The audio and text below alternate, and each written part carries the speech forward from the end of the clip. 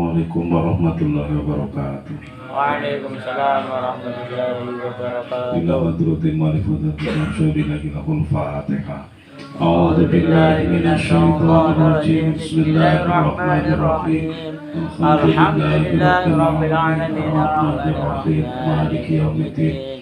Iyyaka na'budu wa iyyaka nasta'in. Ihdinas siratal mustaqim. Shiratal ladzina an'amta 'alaihim ghairil maghdubi 'alaihim waladdallin. Sebenarnya nopo ketinggalan makna itu ya hal biasa. Setiap santri yang ngaji dengan metode semacam ini, apalagi yang pemula atau awal-awal, itu kebanyakan ya tertinggal makna.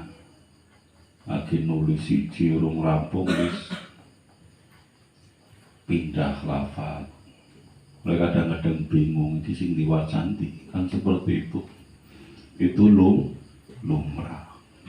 Gari nek sampan telaten tekun satu saat ya bisa. Kemudian dalam tahapan selanjutnya bisa membaca kitab sendiri tanpa makna. Syaratnya nopo? Nahwune menguasai, sorofe menguasai, kemudian perbendaharaan maknanya punya. Sedikit nahwune menguasai, sorofe menguasai, tapi nopo perbendaharaan maknanya tidak punya, ya sama saja. Karena ini bukan bahasa kita. Jadi apa? Dalam riwayat Imam Tobroni dikatakan dari siapa tadi? Imam Abu Hanifah. Jalisu al-kubaro'a wasailu al-mulama'a wa kholitu al-hukama'a. Dadi wong niku kon bergaul, sering duduk bersama orang-orang yang agung di sisi Allah. Kemudian bertanyalah pada ulama. Tentu ketika bertanya pada ulama, yang dikehendaki di sini adalah orang-orang yang ahli, yang alim dalam masalah agama. Yang ditanyakan tentu hal-hal yang berkaitan dengan agama. Kemudian bergaul dengan orang-orang yang ahli makrifat terhadap Allah. Wong sing makrifat karo Gusti Allah. Tujuannya ya apa? Agar ibadah kita baik, perilaku kita baik, karena dibungkus dengan akhlak yang baik ataupun akhlakul karimah. Sholatnya bener, puasanya bener, kemudian apa? Membaca Qur'annya benar. Ketika menjadi berdagang yang sesuai dengan syariat atau sesuai dengan aturan yang diterapkan oleh Islam. Secara lahiriah seperti itu. Batinnya juga benar. Ora suudonan, ora emosian, ora tomak, ora nopo malih hasud, ora sombong. Secara perilaku lahiriah juga baik karena akhlaknya akhlak yang baik. Jadi sering duduk bersama ulama, bergaul dengan ulama, itu bisa dengan ngaji atau bergaul dengan mereka, mengambil kata-kata mereka yang baik untuk pedoman, karena kata-kata mereka tentu bersumber dari makalah-makalah ulama yang lain, sahabat, hadis, dan juga Al-Qur'an. Kemudian nopo meniru perilaku mereka yang baik. Makanya di atas kan ditafsiri bahwa atau dijelaskan.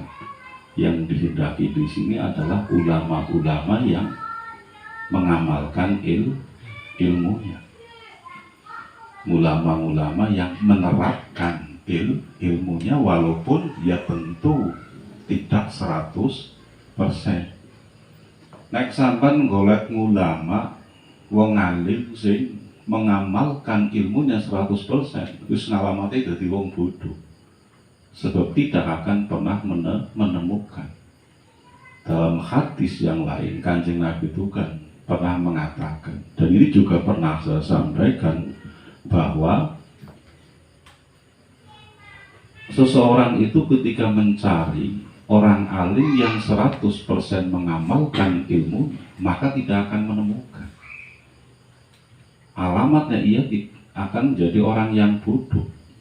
Ketika ada ulama diteliti, kok melakukan ini satu kesalahan, kemudian tidak mau belajar dengan ulama tersebut, kemudian mencari yang lain, melihat kesalahannya lagi, tidak mau belajar, maka alamatnya akan menjadi orang yang bodoh. Karena tidak ada ulama atau orang alim yang mengamalkan ilmunya 100%. Yang namanya manusia pasti ada salahnya. Nek orang nana salah berarti dudu menungsa. Apa terusan? Orang nana salah benar terus, apik terus. Berarti bukan manusia. Apa terusan? Yang tidak pernah melakukan kesalahan, yang tidak pernah melakukan dosa. Itu siapa? Kok Gusti Allah wong bahasane makhluk? Malaikat. Orang nyambung, ketone gatekna tapi orang mudeng, gagal paham. Berarti siapa? Malaikat. Begitu juga wong salah terus ya ndak ada. Wong salah terus, maka tidak ada. Sing jenenge wong ya nopo, kadang salah, kadang bener. Ana wong kok salah terus berarti orang menungsa tuh. Apa berarti? Setan kan? Iblis. Sampai kepengen urus setan ora? Tak warai candi. Nek kepengen urus setan atau kepengen urus iblis atau belis, orang kita dengan ngantuk ambil bejung nangarep dewe salone seru-seru bisa ngantuk ambil bejung rumang sakunya ngomong ya seru gitu. Rumang saku kuno ngomong seru kok bisa ngantuk nanti arep bejung gitu. Apa tadi bahasa apa? Nek sampean niku kepengin weruh belis, kepengin weruh iblis, kepengin weruh setan gampang. Pengin tak warai kok. Kepengin tak warai. Sampean anggere gila, age emosi. Ngaca. Ya gue. Apa itu? Gue setan. Angger lagi geda, lagi muncul, lagi berjujuan, sampai ngaca. Ya itulah yang namanya belis atau setan yo. Jadi kembali lagi, sing penting ulama tersebut itu apa? Katakanlah 70% atau 80% itu mengamalkan ilmunya. Nah kayak 100% ya orang nana tuh tidak ada, tidak akan menemukan. Kemudian dalam riwayat yang lain, jadi al-ulama wa sohib al-hukama wa kholid al-kubaro'a, maknanya ya kurang lebih sama. Kemudian nopo ai fa innal ulama'a salah satu aksamin. Ulama itu dibagi menjadi 3. Yang pertama siapa? Al ulama ubi ahkamillahi ta'ala wahum ashabul fatwa. Yang pertama adalah ulama-ulama yang ahli dalam hukum-hukumnya Gusti Allah, atau yang dikenal dengan ulama ahli fatwa, ulama ahli fikih, ulama ahli tafsir, ulama ahli tajwid dan lain sebagainya. Mereka kan cenderung ulama-ulama yang memfatwakan hukum. Rokok hukumnya makruh. Itu kan berdasar pada fatwa ulama. Ada golongan lain yang mengharamkan. Sampai lu milih nih, yang memakruhkan atau yang mengharamkan. Nek kula terus terang milu sing memakruhkan, orang milu-milu sing mengharamkan. Wah repot, sebab nopo kula niku senang udut, senang rokok ketika ikut ulama yang mengharamkan. Kula kapan udut niku dosa terus. Padahal seudut sedina bisa satu hari satu malam bisa berapa? 2 bungkus. Tiap batang dosa, tiap sedotan dosa. Makanya saya mengikuti ulama yang memakruhkan. Kemudian yang kedua adalah ulama yang makrifat terhadap Allah. Kedua ulama ini pada dasarnya menitik beratkan pada perbaikan perilaku, akhlak, baik secara lahir maupun batin, dan ibadah manusia. Ini ulama yang pertama dan yang kedua. Kemudian yang ketiga adalah ulama yang memiliki keagungan di sisi Allah, atau orang-orang yang agung di sisi Allah. Ulama ini, orang-orang ini tidak perlu mengucapkan kata-kata seperti dijelaskan di sini. Lirikane tok niku bisa mempengaruhi orang lain. Ada kan? Sampean perilakunya orang bener. Dene orang ngomong apa-apa kalau sampean ku dideleng napa. Sampean wis salah tingkah dhewe. Suwe-suwene isin dhewe. Pada akhirnya sampean merubah perilaku alami sampai itu hebatnya ulama itu, atau perilakunya wis mempengaruhi orang lain untuk berbuat ke arah yang lebih baik. Jadi pandangane perilakunya niku sudah bisa merubah perilaku seseorang. Kadang ngajem natine wong, kadang ndadekna wong niku ngerasa awake ala banget. Kemudian setelah itu dia berubah. Ada kan orang-orang seperti itu.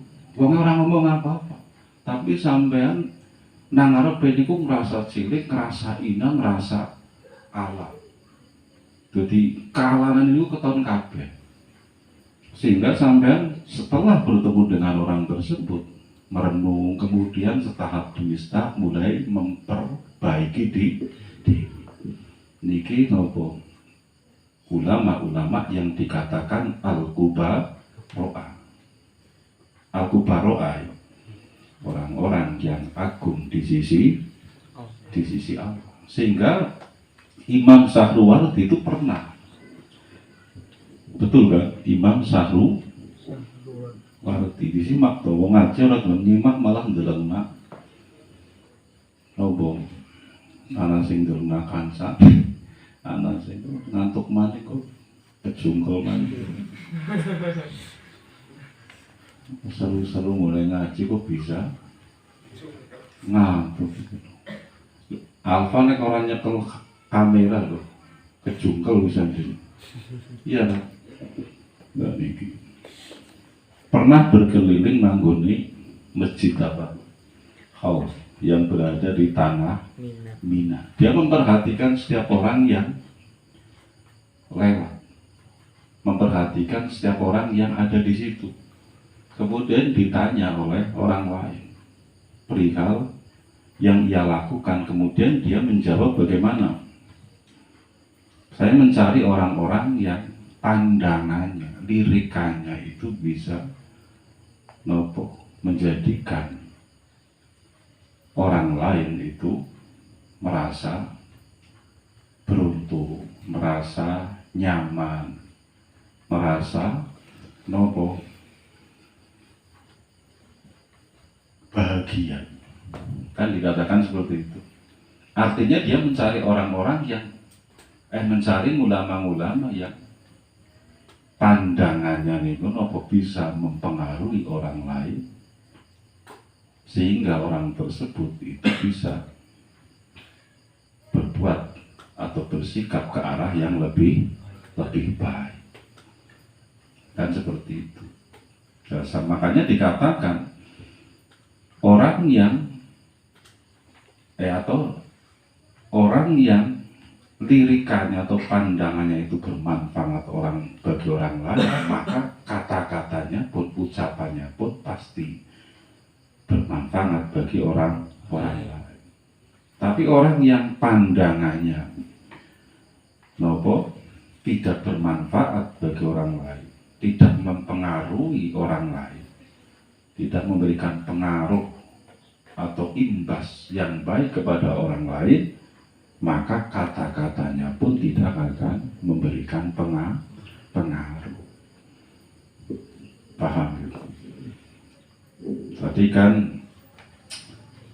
dikatakan wanafmu bil lahti fauqonafni bil lahti faman nafanaka lahduhu nafa ngaka lahduhu waman la fala. Kemanfaatan dengan pandangan itu lebih utama atau lebih mempengaruhi dibanding kemanfaatan dengan ucapan atau dengan kata-kata.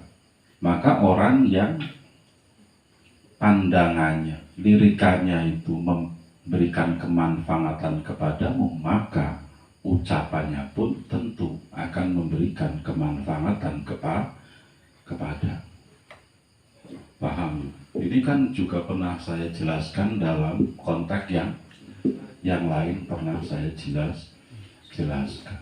Jadi ulama dibagi menjadi 3 kelompok atau 3 golongan dalam pembahasan masalah ini. Walaupun ada kemudian ulama-ulama yang orang alim yang perilakunya buruk, yang tidak mengamalkan ilmu. Mulanya sampai nek dadi ulama, dadi wong alim, ya dadi wong aja dadi wong alim sing aja dadi wong alim sing orang ngamalaken ilmu. Ngerti sabar ora sabar, ngerti ngerasani wong dosa tetap ngerasani wong. Ora usah ngalim-ngalim banget. Kabeh wong pernah saya katakan, nek wong Islam niku mesti ngerti, orang ngalim lah niku mesti ngerti bahwa ngerasani wong niku dosa. Bahkan ada dalam hadis satu riwayat mengatakan ada 3 dampak negatif atau ada 3 laknat bagi orang yang suka menggunjingkan keburukan orang lain. Atau dalam keterangan yang lain bahkan ada 10. Itu tidak berlaku bagi orang yang membicarakan, tapi orang yang mendengarkan walaupun dia tidak ikut berbicara. Ya sekarang kan zaman teknologi, sampai nonton YouTube, anak artis yang melakukan hal yang tidak baik diekspos habis-habisan, dipublikasikan, Sampan tengriku milu jengkel, milu sengit. Kemudian sampan memencet tombol like, artinya seneng karo adminnya sing munggah. Di sisi yang lain sampai mendengarkan, memperhatikan berita dalam YouTube tersebut. Sampai mulai ikut membenci artis tersebut atau orang tersebut, atau sampai bahkan milu komentar. Itu termasuk sampai wong sing menghibah atau membicarakan aib orang lain. Atau sampai nasuk-nasuk nonton gosip nang TV, acara gosip seumpamanya. Nah, gosip itu rata-rata kan apa? Membicarakan aib orang lain atau artis yang sering terlihat di televisi, ben ratingnya akeh, bensin nonton akeh. Sampai tidak andil apapun di situ, memodal mata karo pokok jagong sih. Sampai milu dosa atau tidak? Ikut. Sampai masuk golongan orang yang menghibah atau membicarakan keburukan orang lain. Makanya bijaklah dalam menggunakan HP, dalam menonton televisi. Paham ya? Paham ya? Terutama cawadon-wadon kan lho sing seneng nonton gosip. Jaru-jare nonton gosip itu ora dosa. Andre esuk biasanya acara apa? Gosip. Grendengi wong dia itu cara bahasa Indonesia apa? Menggunjingkan keburukan orang lain. Gosip itu umum ya. Bisa ngomong na apike, bisa ngomong na ala. Jajal sampai nek jagong terus ngomong na apike wong, baca ngomong nalan. Kira-kira bisa atau tidak?